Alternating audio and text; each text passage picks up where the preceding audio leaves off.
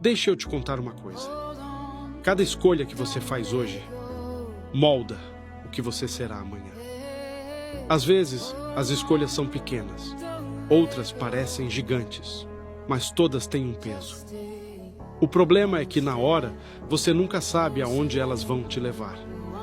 Mas a verdade é esta: quem escolhe viver com intenção, constrói um futuro com propósito.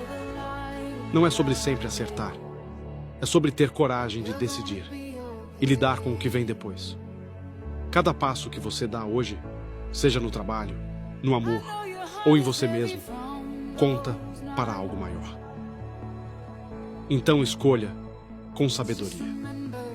Porque o que você faz hoje constrói quem você será amanhã.